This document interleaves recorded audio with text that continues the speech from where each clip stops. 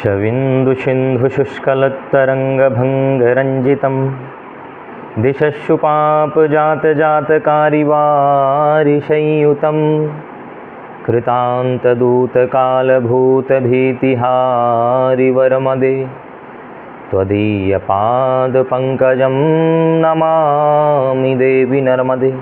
माँ नर्मदा मैया के पावन श्री चरण कमलों में कोटि कोटि वंदन प्रणाम करते हुए आप सभी भक्तों के हृदय में विराजमान भगवान श्री कृष्ण कन्हैयालाल नर्मदा मैया के पावन श्री चरण कमलों में वंदन प्रणाम करते हुए आज मैं पुनः नर्मदा मैया की महिमा को लेकर के आप लोगों के समक्ष उपस्थित हुआ हूँ।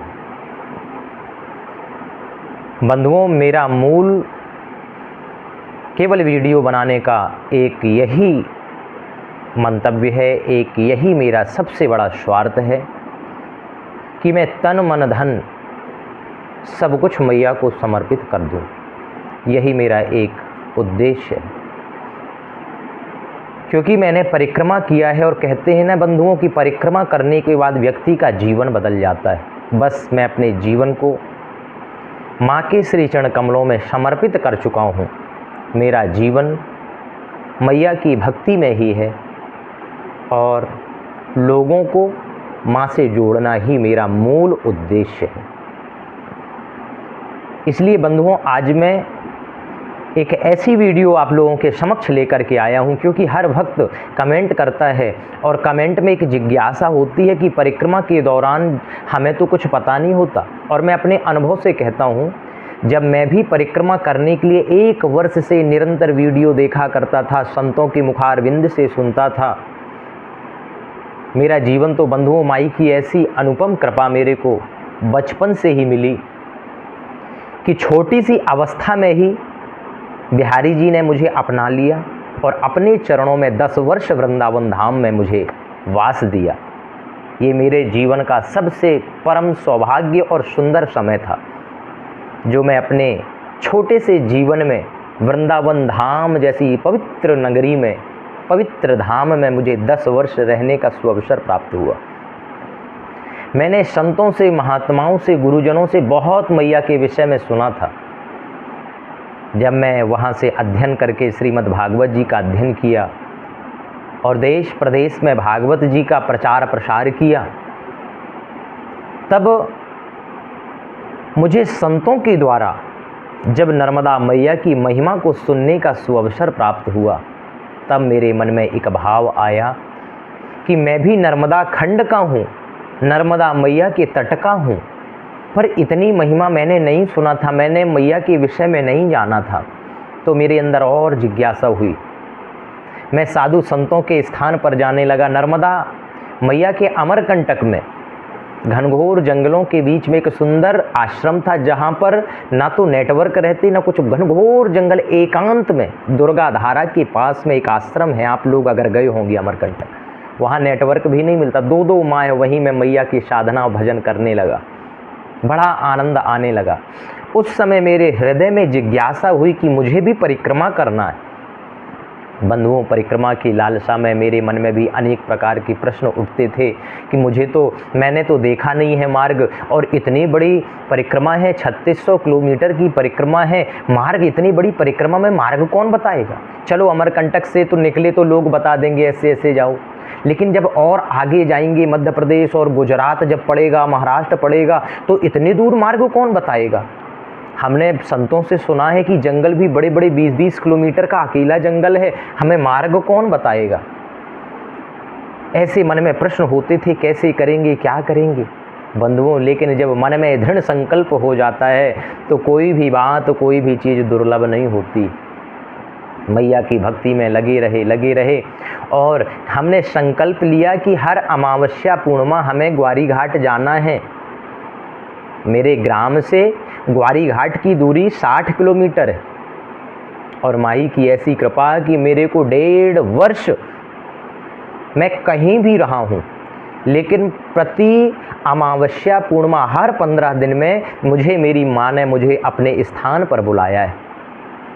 और जब मैं 1.5 वर्ष निरंतर ये प्रक्रिया करता रहा, उसके फलस्वरूप माई ने मेरे ऊपर इतनी कृपा की, सचमुच मैंने सोचा नहीं था कि कभी मैं परिक्रमा भी करूँगा, क्योंकि परिक्रमा में बंधुओं बड़े विघ्न उपस्थित शुरू में होते हैं। मैया बड़े प्रलोभन देती हैं। जब भी परिक्रमा का सोचता था तो कोई एक भागवत जी आ जाती थी कि आप हमारे यहाँ भागवत कर दो, मतलब नए प्रलोभन देती हैं मैया कि शायद इस प्रलोभन को लेकर के आप वहाँ मत जाओ, लेकिन मन में दृढ़ संकल्प होना चाहिए। मैं भी जब परिक्रमा की सोचने लगा, सबसे पहले तो मैं भी गृहस्थ हूँ। अब बंधुओं, गृहस्थ जीवन से निकल पाना बड़ा मुश्किल होता है। कौन आपको निकलने देगा, कौन बाबागिरी आपको करने देगा। माता पिता को मनाते मनाते बहुत, मेरे ये समझो कि बहुत बहस होती थी, और मैंने तो कह भी दिया था कि यदि मेरे जीवन में मुझे परिक्रमा नहीं करने दिया तो मेरा जीवन भी व्यर्थ हो जाएगा। मैं सत्य कहता हूँ। यदि आपको मुझे कुछ बनना देखना चाहते हैं तो मुझे आप दोनों बड़ी प्रसन्नता से आप मुझे विदा करो। जैसे तैसे बंधुओं, माता पिता को तो मना लिया, लेकिन धर्म पत्नी को कौन मनाए। मेरे विवाह के 1 वर्ष ही हुए थे बंधुओं, और मुझे परिक्रमा की बड़ी लालसा, उत्कंठा हुई कि मुझे परिक्रमा करना है। बहुत मनाया अपनी देवी को, लेकिन वो कहाँ मानने वाली महाराज। तरह तरह के ताने, भाई, क्योंकि स्वाभाविक है कि भौतिक जगत में ये होता ही है। उन्होंने यही कहा कि यदि आपको ज़्यादा ही बाबागिरी का शौक़ है, परिक्रमा करने का शौक़ है, तो विवाह के पहले क्यों नहीं कर लिया। शादी करने के बाद घर परिवार को छोड़ करके इस प्रकार जाना, यही करना था तो पहले कर लेना था।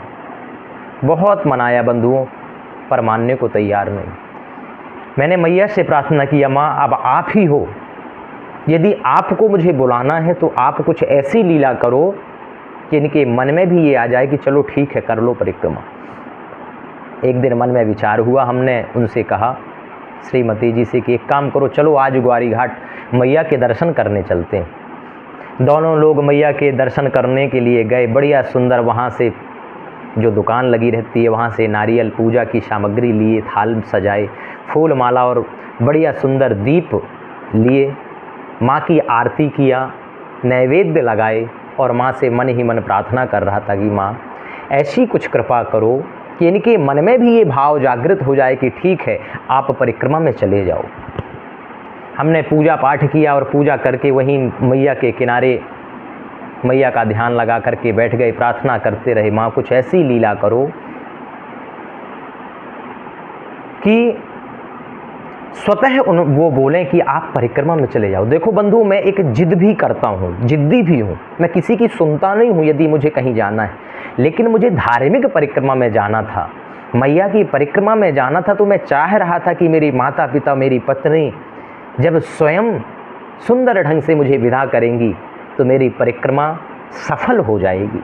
यदि मैं इनको नाराज़ करके, दुखी करके यदि मैं जाऊंगा तो मेरी परिक्रमा फिर शायद पूर्ण नहीं हो पाएगी, क्योंकि एक उत्कंठा, एक मन में एक स्वयं को अच्छा नहीं लगेगा कि रुला करके मैं यहाँ पर आया हूँ।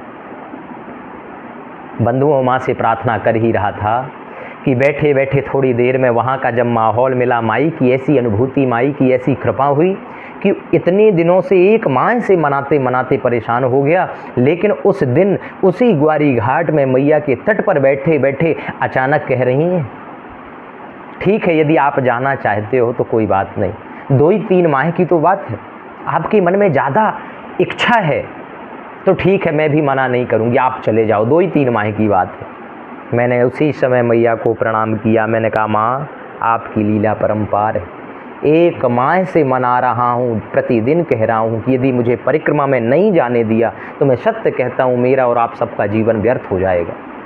मेरे जीवन में कोई प्रगति नहीं होगी, मेरे जीवन में कोई बदलाव नहीं होगा, कोई तरक्की नहीं होगी। और आप लोगों को यदि मुझे आगे बढ़ना देखना चाहते हो तो आप लोग मुझे प्रसन्नता से मुझे नर्मदा परिक्रमा में जाने की अनुमति दी। नहीं हुआ, लेकिन वहाँ ऐसी लीला की कि उसी समय उन्होंने कह दिया कि ठीक है, 2-3 माह की बात है, आप चले जाओ।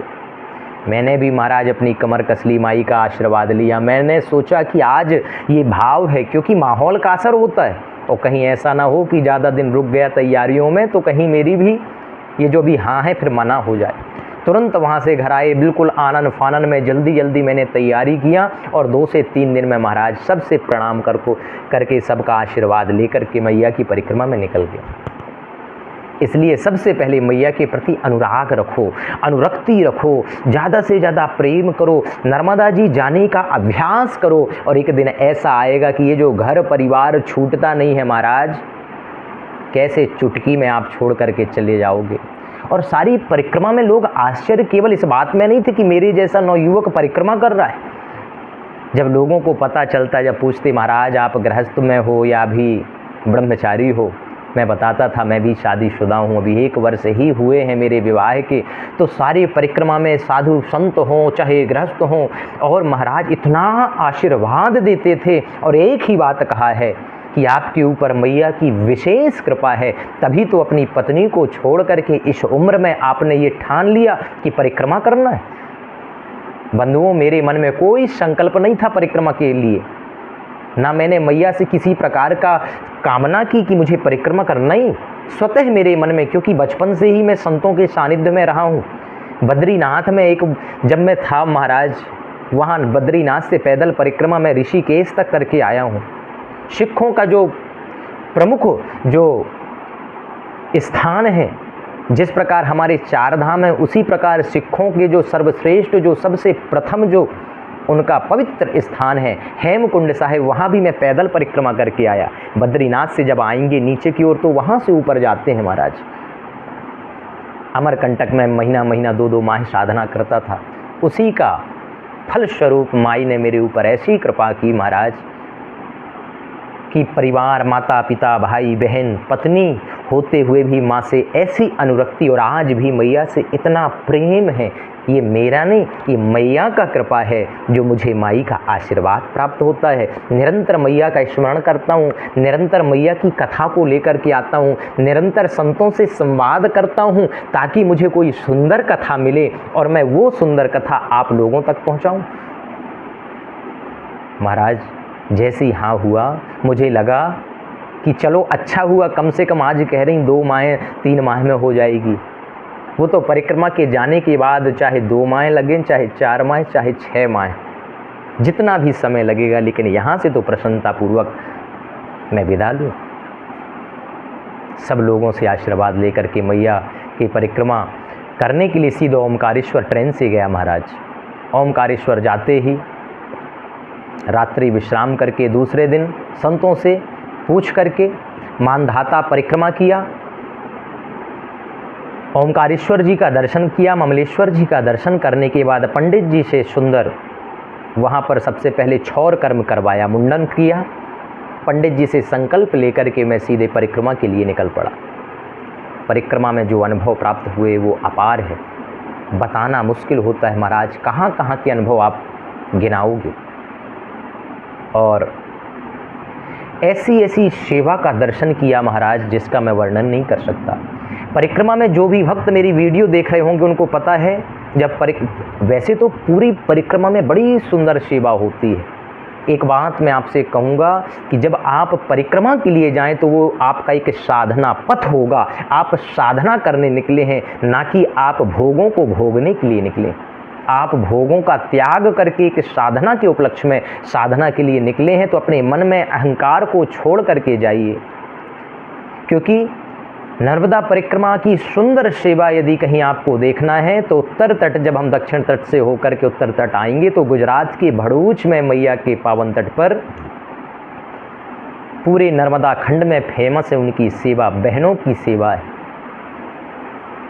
ज्योति बहन, ज्योति दीदी जो है सबको पता है, शशि बहन, ज्योति बहन की सेवा पूरे नर्मदा तट में फेमस है। बंधुओं, आप लोग भी अगर परिक्रमा में गए होंगे तो वहाँ जरूर रुका होगा, आप लोगों ने खूब रुके होंगे वहाँ।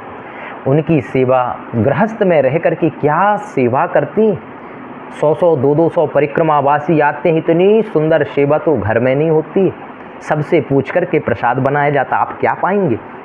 आपके पास यदि जूते चप्पल भी फट गए हों, नहीं हैं, तो वहाँ पर उपलब्ध कराती हैं। आपकी थाली छूट गई हो, कमंडल छूट गया हो, वस्त्र ना हो, हर व्यवस्था आपको वो बहनें बहुत सुंदर ढंग से, बड़े भाव के साथ, बड़े प्रेम के साथ वो वहाँ पर आपकी सेवा करवाती हैं। बहुत सुंदर सेवा होती है बंधुओं वहाँ पर।